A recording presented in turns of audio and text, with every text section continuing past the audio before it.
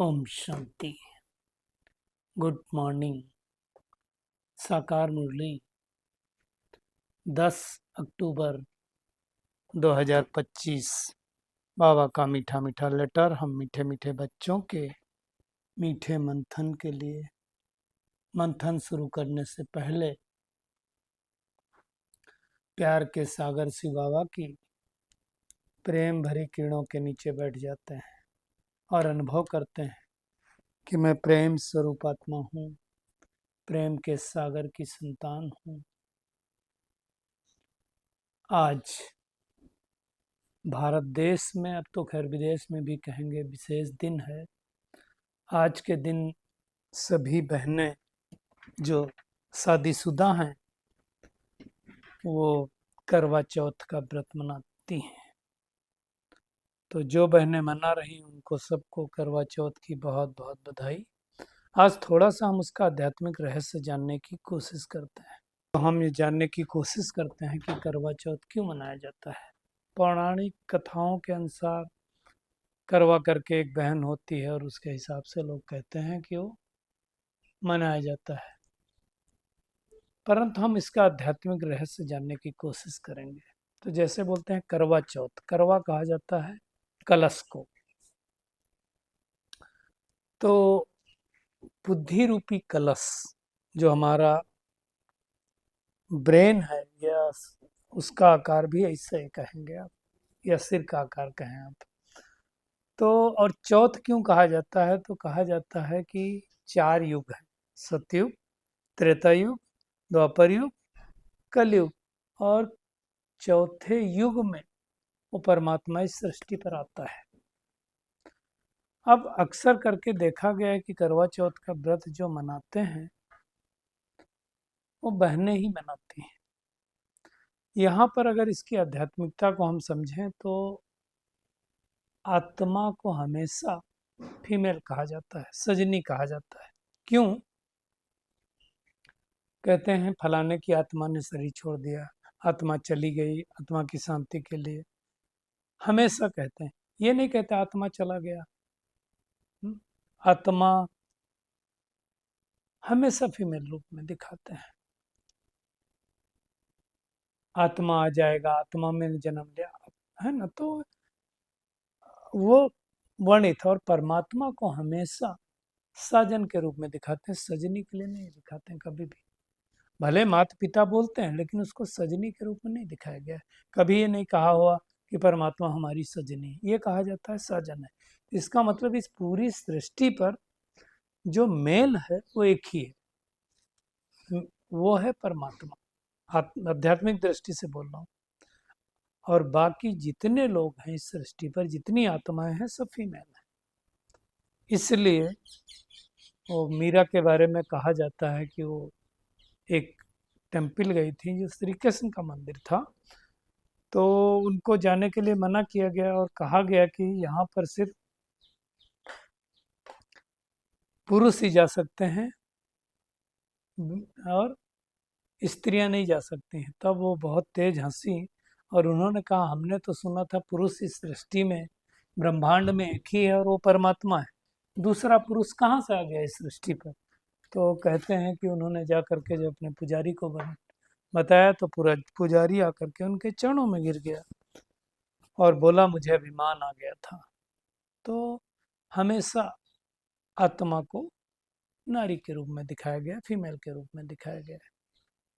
और चौथ का बताया जैसे चौथे युग में, तो चौथे युग के अंतिम समय निराकार परमात्मा इस सृष्टि पर आत्मा रूपी सजनी से मिलने के लिए आता है। और वो जब चौथ का चांद जब कोई देखता है, यानी परमात्मा को देखता है, वास्तव में देखा जाए तो ज्ञान चंद्रमा ब्रह्मा को भी कहा जाता है।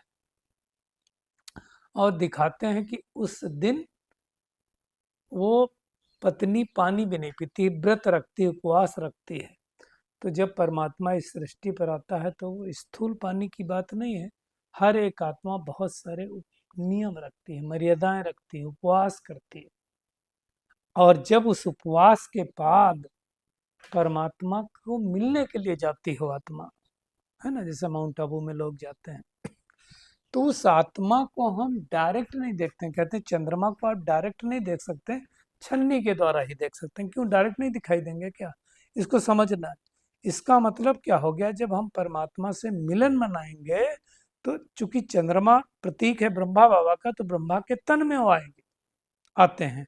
उनको डायरेक्ट इन नेत्रों से नहीं देख सकते हैं। तो बुद्धि रूपी रिफाइन, बुद्धि को रिफाइन मतलब सूक्ष्म छिद्रों से ही देख सकते हैं, अर्थात बुद्धि रूपी नेत्र से ही उस परमात्मा से मिलन मना सकते हैं, देख सकते हैं। और जब ऐसी आत्मा उस परमात्मा के साथ मिलन मना लेती है तो पति तो हसदैव अमर है ना, तो आत्मा भी उस अमर दुनिया की मालिक बन जाती है ना। यानी परमात्मा द्वारा दी गई शिक्षाओं को अपने जीवन में धारण करती है, तो आत्मा अपनी कर्मेंद्रियों का राजा बन जाती है ना। और बाकी तो दुनिया में बीरबत्ती और क्या क्या दिखाया गया है। तो ये एक्चुअली आध्यात्मिक रहस्य है। आज की मुरली पर आते हैं। आज की मुरली देखा जाए तो दो बातों के ऊपर है, एक द्वैत मत होता है, एक अद्वैत मत होता है। किसको द्वैत मत कहते हैं और किसको अद्वैत मत कहते हैं? और दूसरा एक वर्ड आया है भूल भुलैया, कि ये भूल भुलैया का खेल है। तो हम पहले इन दो शब्दों को समझते हैं कि अद्वैत और द्वैत किसको कहा जाता है।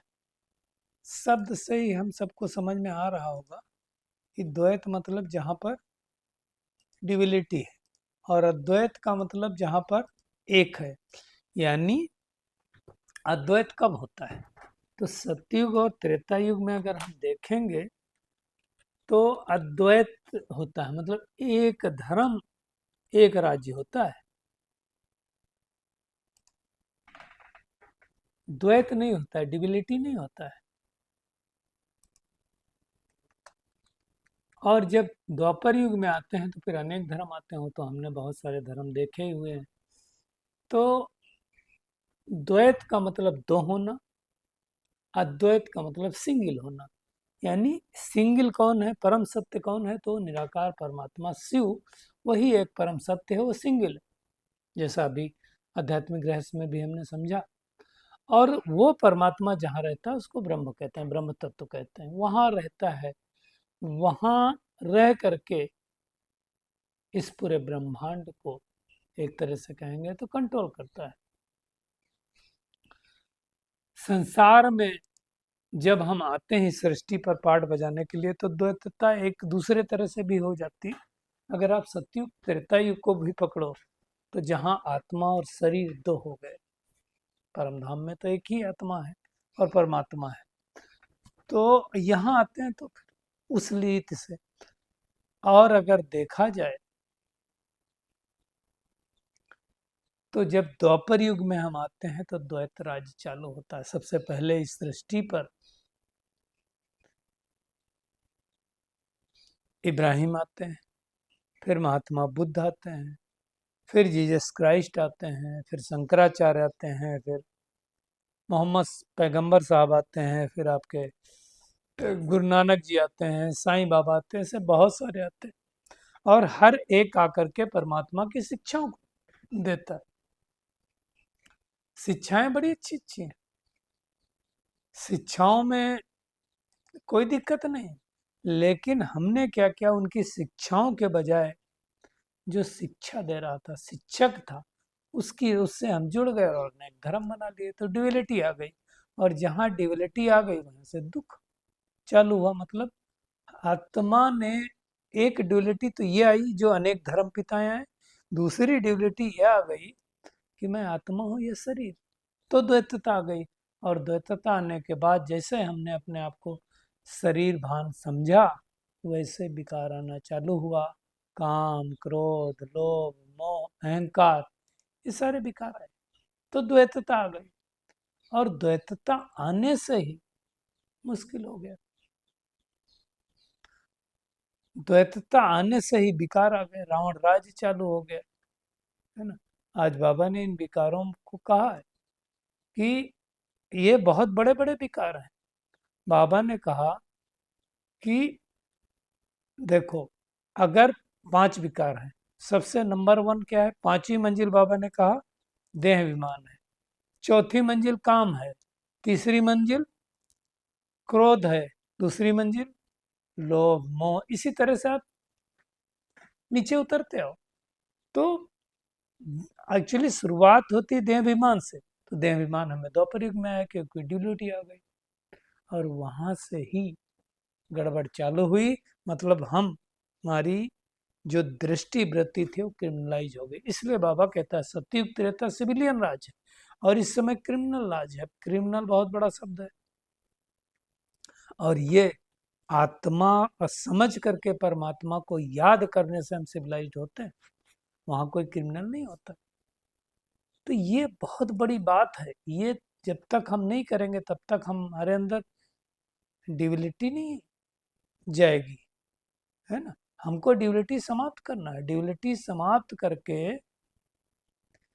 हमें सतुगी बादशाही लेनी, और सतुगी बादशाही मिलती है सिर्फ अद्वैत मत से, और वो अद्वैत मत परमात्मा आकर के ही सिखाता है, दुनिया में और कोई सिखा नहीं सकता है। इसलिए देवी देवता धर्म को हमेशा अद्वैत धर्म कहा जाता है। अद्वैत शास्त्र भी माना जाता है, वो एक ही है। बाकी तो दुनिया भर के अनेक धर्म है, शास्त्र भी अनेक, हालांकि गीता को मानते हैं बहुत सारे लोग, है ना। तो हम एक हैं और हमें एक परमात्मा द्वारा एक मत मिलती है। इसलिए वो आकर के एक मत, एक कुल, एक भाषा, एक देश, एक राज्य, एक राजा, ऐसी दुनिया की स्थापना करता है। इसलिए जो परमात्मा की मत मिलती है उसी की मत को हम अद्वैत मत कह सकते हैं, बाकी किसी की मत को हम अद्वैत मत नहीं कहेंगे। और वो ज्ञान सागर वही परमात्मा दे सकता है, दूसरा कोई नहीं दे सकता। तो ये भूलना नहीं चाहिए कि भगवान हमें आकर के ये महत्व दे रहा है। अरे टीचर को कभी स्टूडेंट भूलता है क्या? आज भी बाबा कह रहा है गृहस्थ व्यवहार में रहने वाले भी जास्ती पोजीशन पाने के लिए पढ़ते हैं, और पाते भी हैं, पा भी सकते हैं। खाली ये रहना चाहिए कि हम बेहद के बाप से पढ़ रहे हैं, है ना। वो बाबा भी है और साथ में आदिदेव ब्रह्मा भी है। बाबा ने आज देखो क्या कहा कि पास्ट हो गए हैं, ब्रह्मा बाबा भी अब बाद में हो गए ना। तो आदिदेव पास्ट पहले भी बने थे, फिर से बने। जैसे बाबा कहता है गांधी जी पास्ट हो गए तो उनको बापू जी कहते हैं, परंतु समझते नहीं, ऐसे कह देते। एक्चुअली बेहद का बापू तो सच्चा सच्चा शिव बाबा ही है। आपकी तो आजकल मेयर को भी बापू कह देते हैं, वो आर्टिफिशियल है। देखा जाए लौकिक बाप भी बापू होता है, उसको लोग बोलते हैं। मैं आत्मा खुद ही पिताजी को पापा, पिताजी ना कह करके बापू कहते थे। किसी ने कहलवाया होगा तो बापू, तो वो लौकिक को कह सकते हैं। बाकी बेहद का बापू तो एक ही है। अब उनको भी कोई मानता कोई नहीं मानता, हर कोई तो मानता नहीं है। मुख्य बात से हमें याद रहना चाहिए कि हमें एक बेहद का बापू जी आकर के एक सिंगल अद्वैत मत देता है। भक्ति में तो बहुत सारी मत है, किसकी क्या मत है। कोई हनुमान को मानेगा, कोई राम को मानेगा, कोई गणेश को मानेगा, क्या क्या मतें चलती है। कोई प्रकृति के 5 तत्वों को मानेगा, कोई सूरज को भगवान मानेगा, कोई, अब क्या क्या द्वैत मतें चल गई, बात मत पूछो। और ऐसी ड्यूलिटी चल गई है कि एक पूरब जाएगा एक पश्चिम जाएगा। एक बोलेगा आज दुनिया में देखो ये खाना चाहिए, एक बोलेगा नहीं खाना चाहिए। एक बोलेगा मुझे नॉर्थ जाना, एक बोलेगा मुझे साउथ जाना। तो ये बहुत सारी ड्यूलिटी इस समय सृष्टि पर आ गई, और भगवान ये सारी बातें हमें सुनाता है ना? मुख्य धर्म हमें पता है क्या क्या ड्यूलिटी, डिटिज्म, इस्लामिज्म। डिटिज्म तो पहले था जो भगवान ने स्थापित किया, फिर इस्लामिज्म आया, बुद्धिज्म आया, क्रिश्चियन आया, ये सब होता है। तो मनुष्य देवता परमात्मा के अलावा कोई बना नहीं सकता है, उसकी एक मत पर चलेंगे। इसलिए अभी हमें क्या ध्यान देना, एक और चीज ध्यान देना, जितने एक तो क्या हो गया, परमात्मा की मत तो हम सबके लिए, दूसरा हमारे अंदर एकता है कि नहीं है, डिविलिटी तो नहीं है। आपस में संस्कार मिलाने हैं हमें, है ना। कम से कम 95 लोगों से तो मिलने चाहिए। अगर 100 लोग हैं, 100 बाबा के बच्चे हैं, तो 95 तो आपसे संतुष्ट होने चाहिए ना, तब तो आपको संतुष्ट तक कहा जाएगा। तो वो देखना, और उस वही आकर के भगवान हमको राजयोग सिखला रहा है ना। और इसका हुबहू गायन दिलवाड़ा मंदिर में है। नीचे तपस्या करते दिखाते, हम स्वर्ग कहाँ दिखाएंगे, तो ऊपर दिखा दिया है ना। तो ऐसे तो बहुत सारे मंदिर हैं, लेकिन दिलवाड़ा बाबा कहता है हुबहू तुम्हारा यादगार है। अब हमें क्या करना है, बुद्धि से उस परमात्मा को याद करना। बाबा ने आज देखो क्या कहा कि दुनिया में अगर जानवरों के बच्चे भी बिछड़ जाए, जैसे गाय के लिए भी कई बार बाबा कह चुका है, जंगल में जाएंगे तो भी घर और बछड़े याद आएंगे, वापस आ जाएगा। हम आत्माएं भी बिछड़ गई थी, भूल गई थी, घर नहीं जा सकते वापस। घर वापस परमात्मा ही लेकर के जाएगा, लेकिन वापस जाने का तरीका बाबा ने बताया एक ही है, बगैर पवित्र बने हम नहीं जा सकते। और पवित्र बनने के लिए उनको याद करना पड़ेगा, या तो सजा खानी पड़ेगी, तो ही तरीका है प्योरीफाई होने के लिए। हम भूल गए, भूल भुलैया का खेल। आज बाबा ने भूल भुलैया के कहा ना, जहाँ हजारों दरवाजे भूल गए, वैसे तो ये भूल भुलैया कहा जाता है। दुनिया मूवी तो बहुत बनी, उन पे हम नहीं जाएंगे। लखनऊ में इसका ना 1784 में ये भूल भुलैया का निर्माण नवाब आसफ उल दौला ने किया था।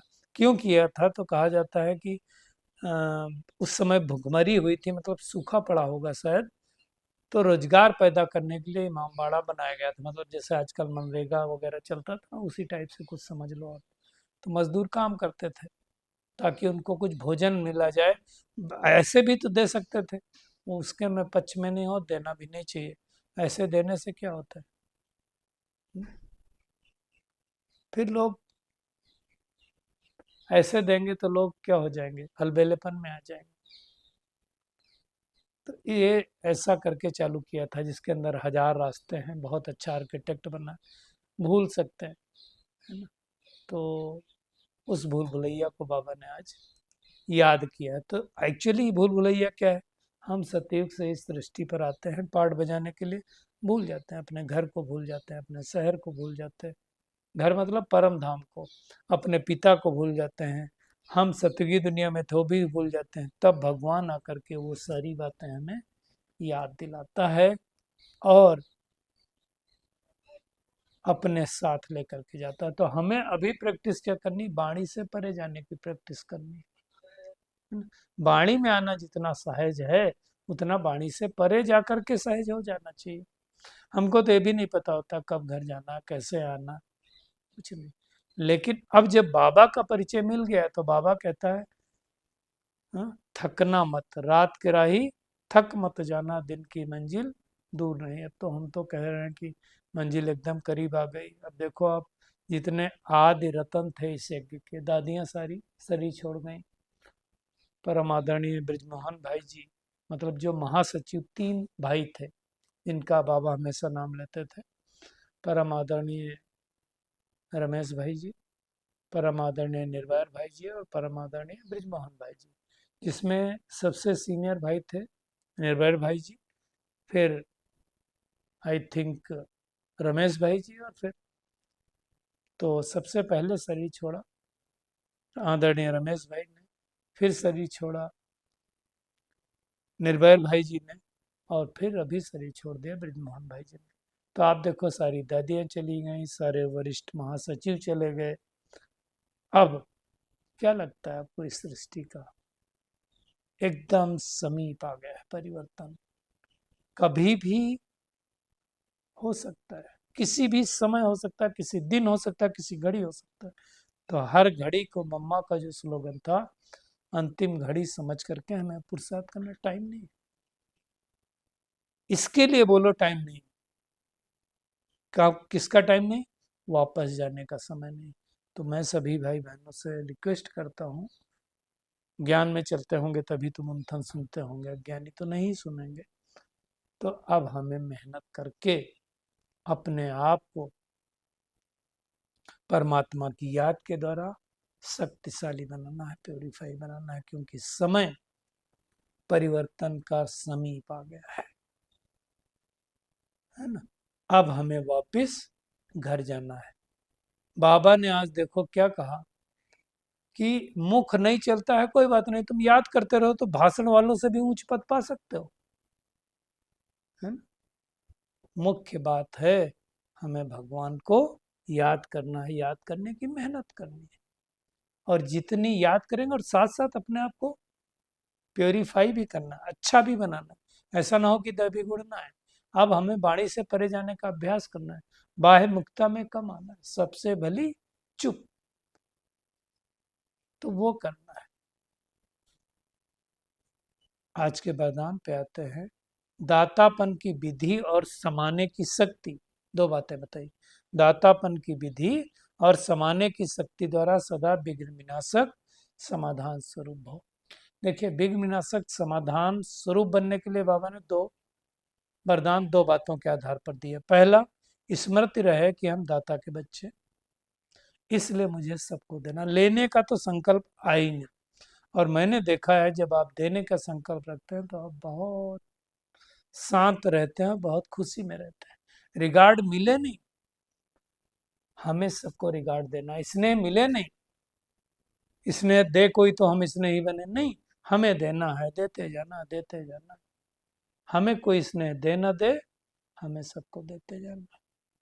खुद के प्रति, स्वयं के प्रति, संबंध संपर्क में सर्व के प्रति समाने की शक्ति स्वरूप सागर बनना, मतलब सामने वाली की बातों को समा लेना। मैं आपको बताऊं, बहुत सारे भाई बहन, एक दो की बात नहीं, मेरे साथ शेयर करते हैं अपनी बातें, दिल की बातें, कोई परेशानी की बात है, कोई दिक्कत की बात है। कई लोग तो संबंधों की बातें भी शेयर करते हैं।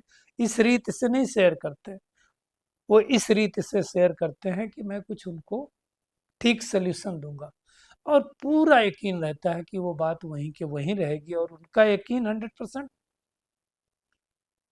इम्प्लीमेंट भी होता है। क्यों?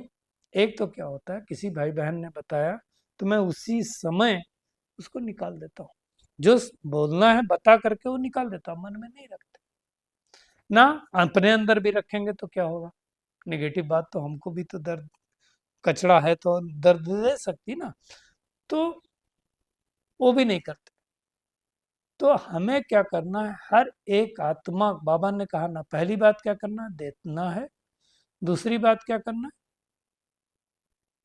संबंध संपर्क के प्रति समाने की शक्ति रखना, हर एक के प्रति शुभ भावना शुभकामना रखना है। तो ये दोनों बातों का ध्यान रखेंगे और सत्य को अपना साथी बनाओ, तो आपकी नैया कभी डूब नहीं सकती है। और सत्य कौन है? वो परम सत्य परमात्मा ही है। और बाबा ने आज फिर से अव्यक्त सारे में कहा, जब मनसा में सदा शुभ भावना व शुभ दुआएं देने का नेचुरल अभ्यास हो जाएगा ना, तो मनसा आपकी बिजी हो जाएगी।